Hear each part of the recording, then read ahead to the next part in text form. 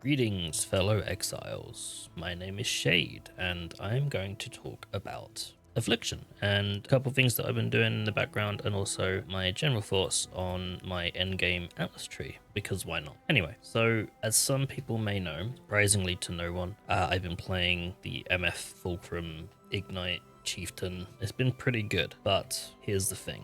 I got really bored of Abyss and the whole MF thing really quickly. So I thought, how can I just enjoy the character and still make money at the same time? And I fell back to something that I've been doing for a little while now. But let me show you. This is what my tree looks like. It's pretty straightforward. I'll just go through it quickly. So we go up and take some essence, archaeology tour for Alva, we get all hands because I didn't want to bother with missions. Grab these shrines here, we path over to some more Alva and essence up in this area here. This might be a little bit weird for some people, but I'm actually doing the Rogue Exiles along with the essence here, Alva again, and we're doing shadow shaping, which I don't see a lot of people using, but it's actually super cool. What this does is that it takes the maps you find in your maps cannot be your favored maps, and that just kind of excludes them from a pool of maps that can drop. The cool thing about this, and for this strategy that I'll go through in a moment, you can basically exclude any maps that you don't like. So in my case, I tried to choose maps that either have a really annoying boss or phased bosses. A really good example of this would be Reef. It has all those phases and I just can't be bothered to sit there and wait for it to die.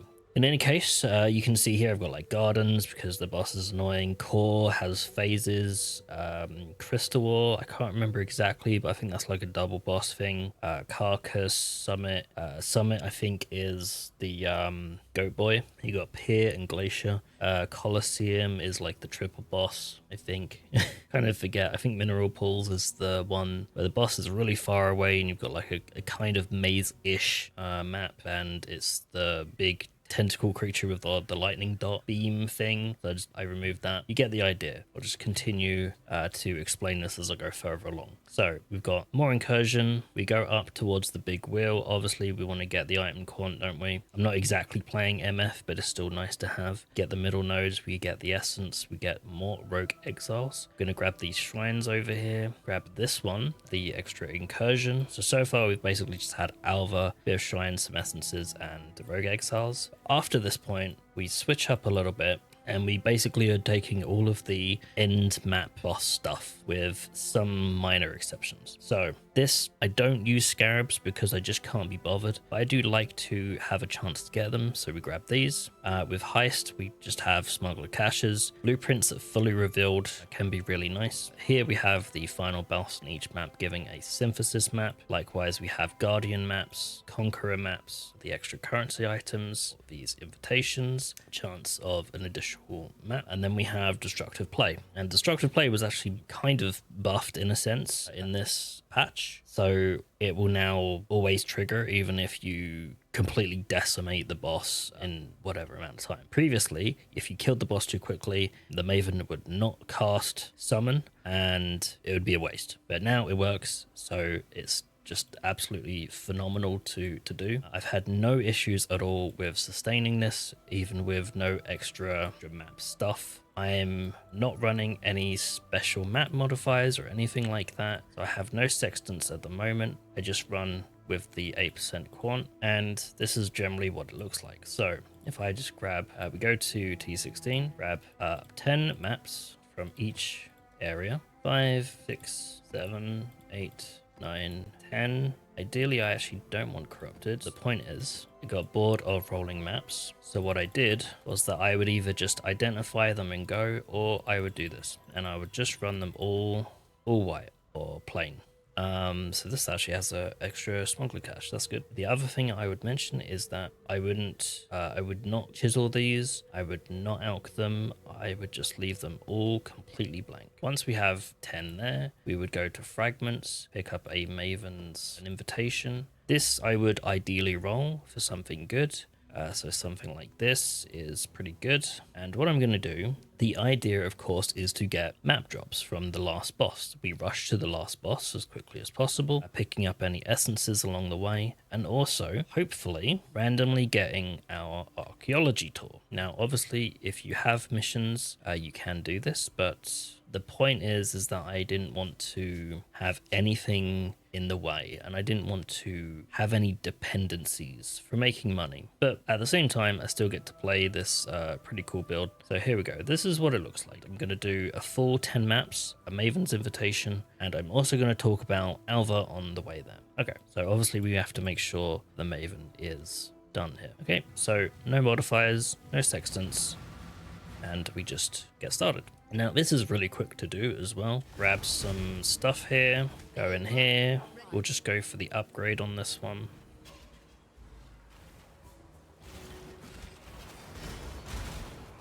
There we go.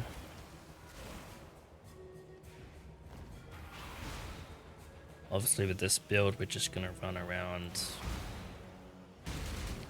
hopefully explode everything, but this build can be a bit temperamental if you don't get the right explosions at the right time. But with stuff like that, it's pretty good. There we go. We connected that. Pulse restoration is pretty decent, I would say. Here's an essence, just for good measure. Let's do that. Gonna sit here in a sec.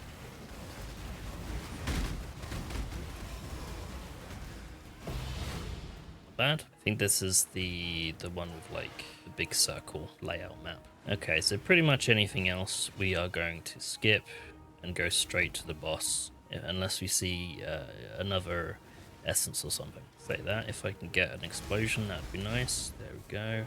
I guess I chose the long route there. Okay, so good thing about this is that again with this build, for a start I can die to like detonate dead and shit, but the more bosses the Maven summons, it's kind of a benefit, because that's more chances for ads and stuff, more chances for the bosses themselves to be exploded. It's just good stuff all around.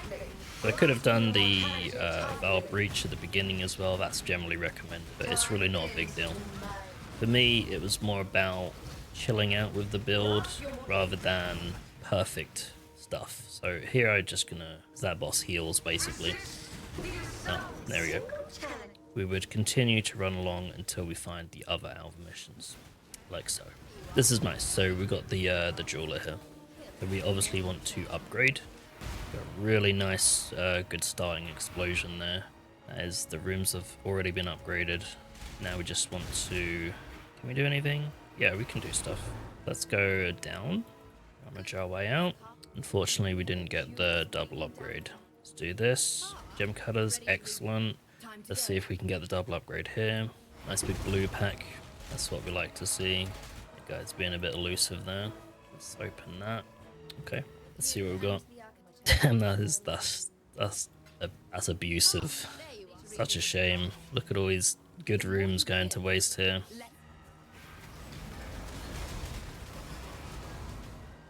Great, we got the Atlas Awards. Okay, so that's the temple finished, so we can just leave now.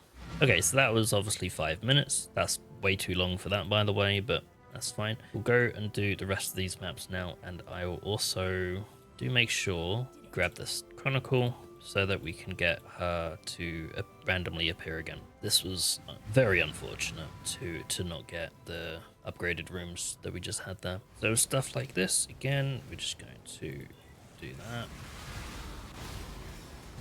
Grab some essences along the way. This isn't technically an essence farming build or anything like that. As you can see, it does really well against them. I forget where this guy is. I think he's usually on the outskirts somewhere. Oh, here we go. This is why the rogue exiles are great. They can become bodyguards for the last boss, and that just means more possible explosions for the build. And of course they also drop some good things sometimes. It's just all about maximizing what we can get from the last boss area. I think they mostly died, except this guy is There we go. Unfortunately, no maps, but that's fine. So what was that? Like 1 minute, 28 seconds. That's pretty good. We can just leave, go straight to the next one. And we're going to keep doing this until I get to 10. I will fast forward through any areas that are not relevant. Okay, Jungle Valley. This map was bugged for a long time. I wonder if they fixed it. I'm actually not sure. I've kind of been out of the league since I actually finished it a little while ago, but really wanted to make this video to show what I was doing by the end of it. There's an essence there. Let's just grab you. There's another essence there. Okay, then we just go straight to the boss. This is a sit and wait, but it's not as bad as some of the other maps that I've blocked. I believe this particular spider spawns and then stays until it's dead. I think there's another spider boss that comes down and then disappears like 2 or 3 phases or something. This one also has a lot of spider creatures, which is pretty good. And there's our first drop, pretty good. And each one of these bosses does technically have a chance to have these drops. So I have gotten stuff like double cortex before, and that's just such a nice bonus when you're doing this strategy.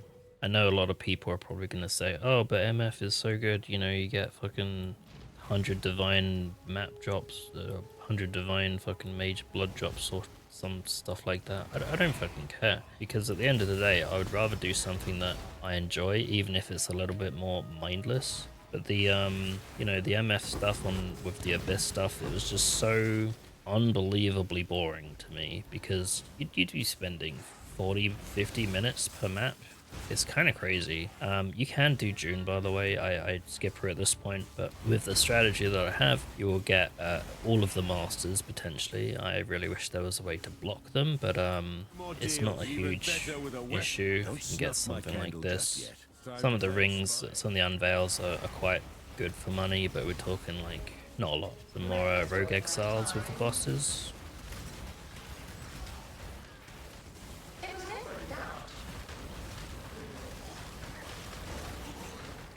I think they died.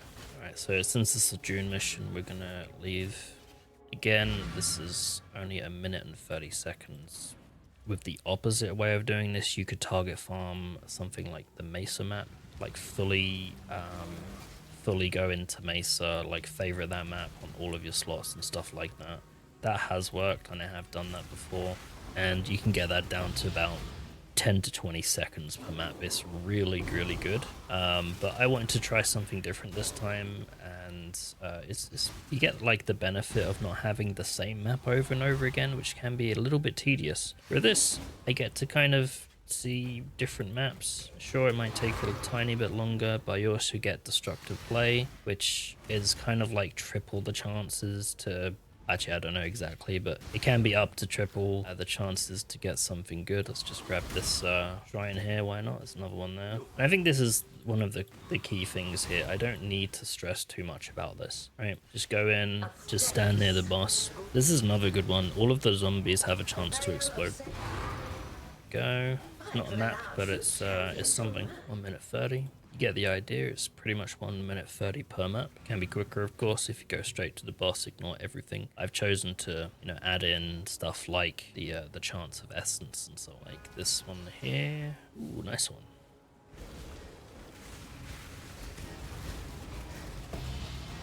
Essence is just such a nice supplementary strategy for this overall boss farming strat. One shall murder the up. Time to up the stakes.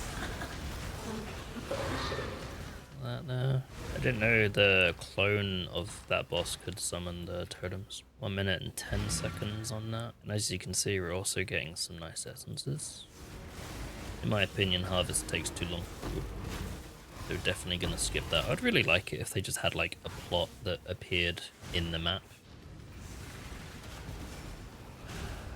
A lot of essences kind of like make their own minions, which is really nice. Do make sure you pick up any maps you find. This is obviously key to the whole shebang here. We want as many maps as possible. It doesn't really matter which one it is, because we blocked all of the ones that we don't like. Up to you if you want to do this. I like to do it for the giggles. I just like Blight. There you go, nice blighted map there. Took 10 seconds and I got like, what are they, like 40, 50 C each, I think. Maybe even up to a divine. depending on the tier, I think. This guy's gonna be annoying.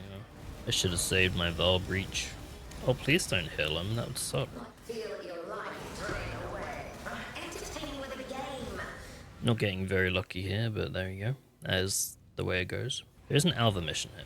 This is something that I wanted to bring up. In the past, I didn't know how Alva worked when I came back to PoE from a very long break. And I figured a good way to learn is to, you know, make resources, make cheat sheets and so on. Obviously, there are ones that other people made, but I wanted something a bit more interactive, so I made that a long time ago. And then as of recently, I have my Just Exile tools released on GitHub, and I figured I would port what I made a long time ago to the new GitHub repo. So what I can do is, if I press Shift Tab, I play on the Steam version. I have my tool here built into here, and I'll go through this later on, but what we can do is if I click on Alva, she'll tell me exactly what the temple options are. So obviously if you upgrade, you can kill Huati to change this room from passageways to the corruption chamber. And then if you kill Huati, it will change to the flame workshop. Now, a lot of people are obviously going to know what the correct option here is. But let's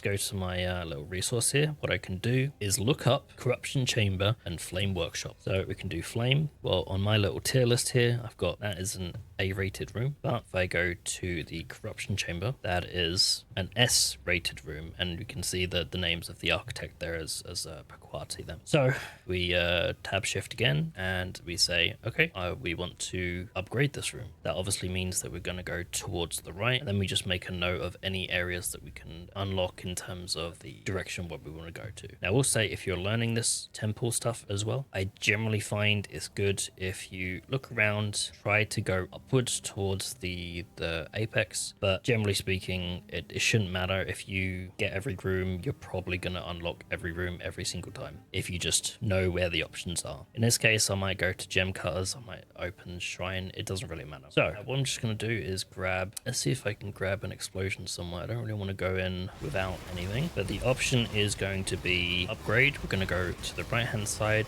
and then we are going to try and unlock room on probably the top. So we're going to go right. Hopefully not get screwed over by bad mobs. There we go. That's perfect. There we go. Now that will upgrade it to the correct room. In this case, the corruption chamber. And I'm gonna unlock the Shrine of Empowerment and just finish up over here. There we go. The architect of corruption has claimed that. So we unlock that room to the Shrine of Empowerment, and it will change to the Corruption Chamber. Now later on, we obviously want to try and upgrade that again, but for the sake of this demonstration here, I'm just going to continue to find Alva, and in this case we have Surveyor Study and Explosives Room. You actually don't need to know the name of the architect. If you have a cheat sheet like this, you can just look up the room.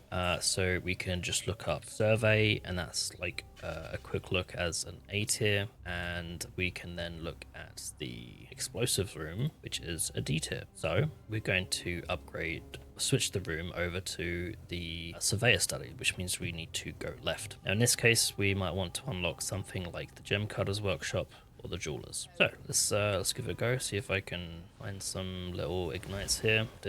And I'm gonna make sure I go left. There we go. So now that guy is dead. It will switch the room to the correct room that we want. And we got a thing, so I'll probably just open the gem cutters there because it was right next to it. Okay, done. Now the reason you might want a cheat sheet like this is because, again, if you're just learning this, I found this extremely helpful. I didn't know what room was good. I didn't know why I was learning what rooms were good. That can obviously come with time, but essentially you will learn eventually to just, oh, I recognize that room, I understand that that's an S tier room, and then eventually you can sell those S tier rooms. You can sell the temples with those S tier rooms. So, for the sake of the demo again, we've got Thaumaturgy and Tempest, so we can look up Thaumaturge, S tier, and Tempest will be a B tier. So we want to upgrade. That ensures the upgrade, and we'll just run over and kill everything else. Let's have a look where we are. So getting either one of those is perfectly fine, and that is it. Let's see if we can kill this guy. No, I don't have any ignites. He can be annoying. Unfortunately, we didn't get the double upgrade. That's just my luck, unfortunately. I seem to be completely out of luck in this particular day. Hey, that's nice. Okay, so again, Poison Garden, Hall of Locks. Hall of Locks, A tier. Poison Garden, C tier. So upgrade. And we want to try and unlock the Jeweler's Workshop. So we're going to go right, upgrade, and then go all the way to the left. That's not great. We didn't get an explosion. There we go. Okay, we got the thing. We're going to go all the way to the left. Unlock that. No double stones. There we go. That. Thank you, Alva. There's an essence over here. Let's just grab that.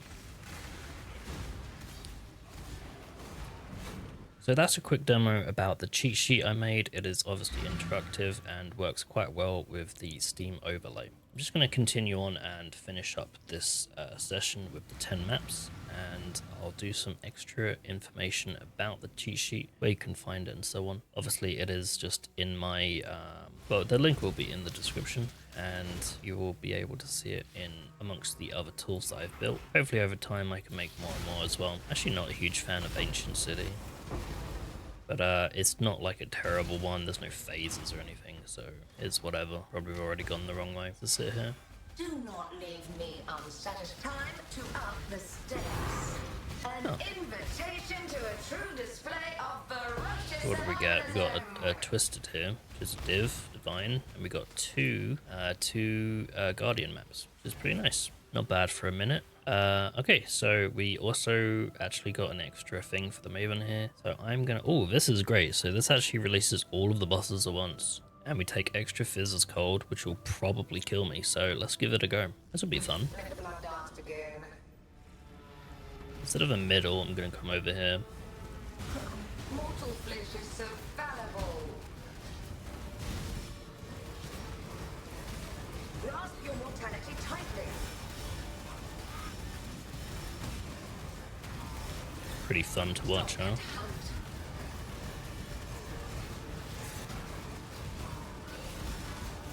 Grasp your mortality tightly.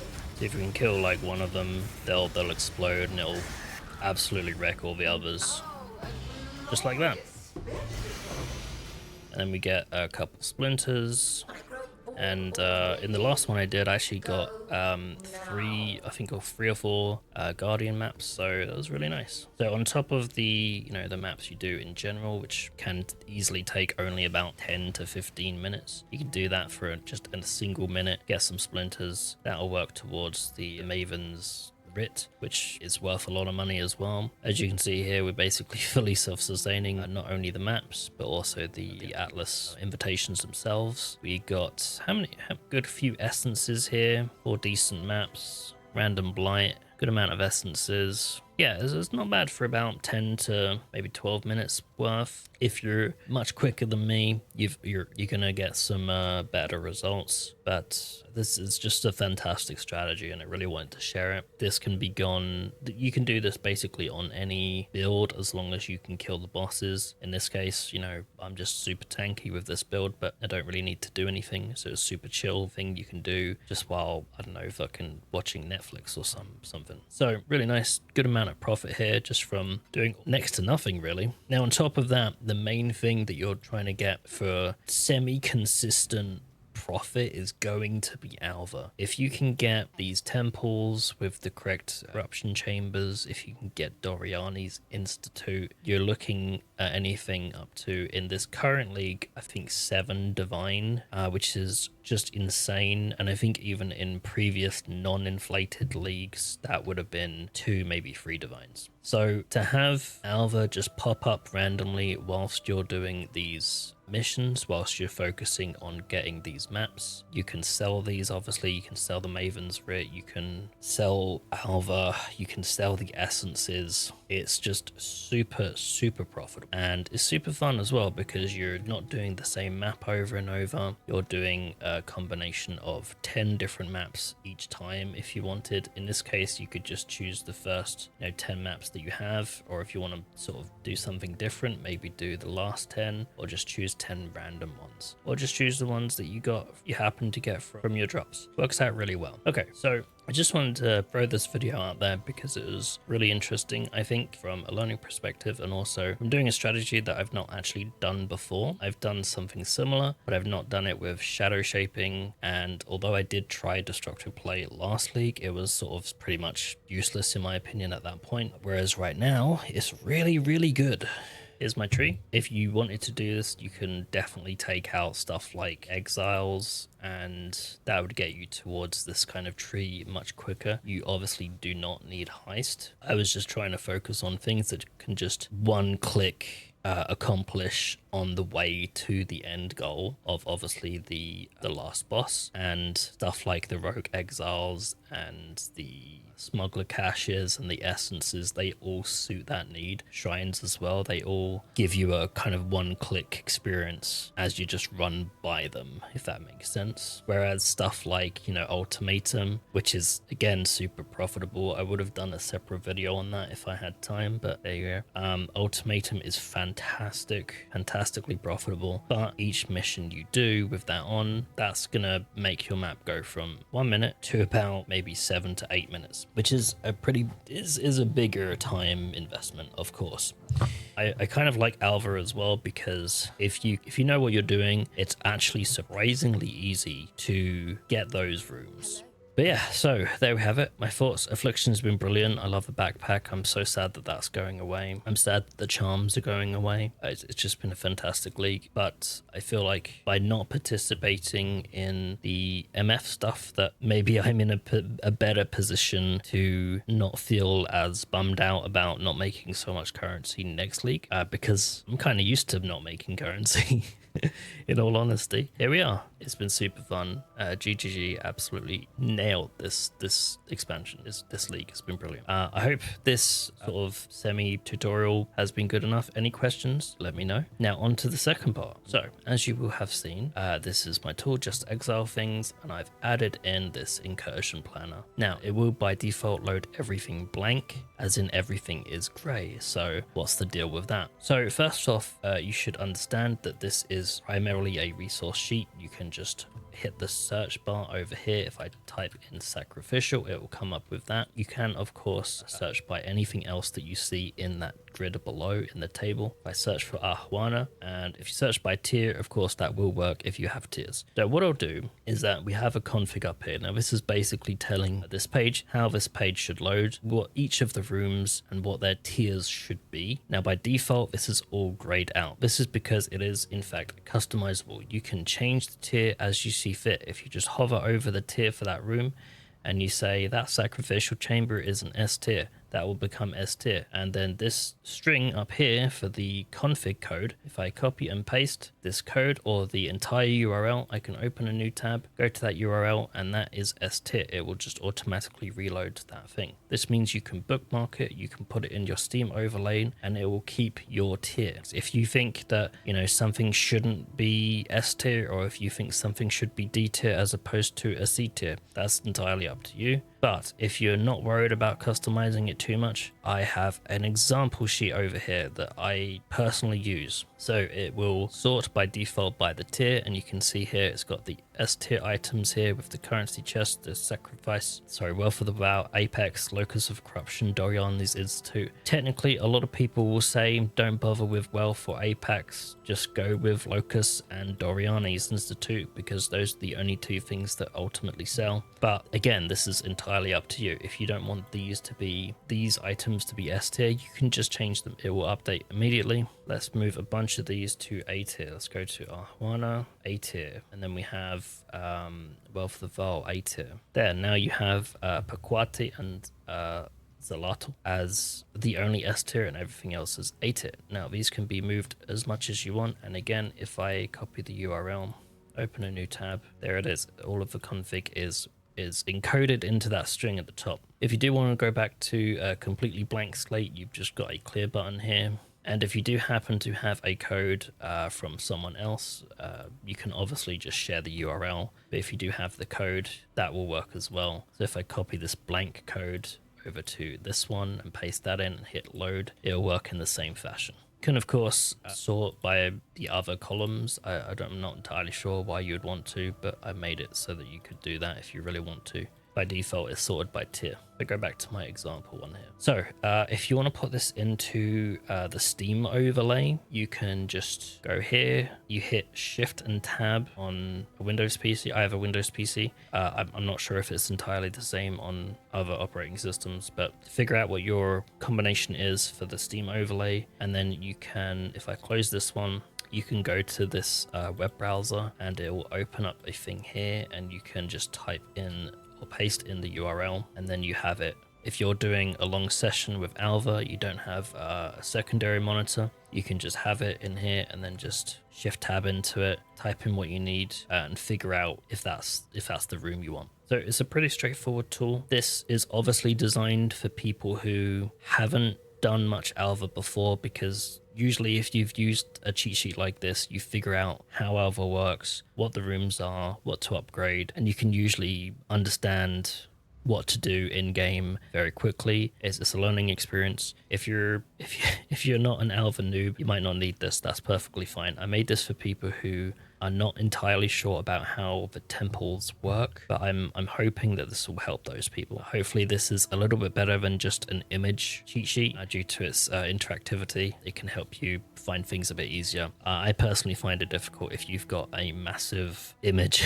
and you're not sure exactly what the room looks like or whatever. I personally find it a little bit easier to just type in flame and then see what the tier is by the color and then go from there. So I hope this is good for everyone else. Again, let me know if you have any troubles with it and if you have any feedback on the tool. And yeah, I hope everyone else had a really great league with Affliction, and I look forward to seeing GGG does with Necropolis, and I hope everyone else has a great time with that as well. All right, okay, so that's all I got. Thanks for watching, and I'll see you in the next one.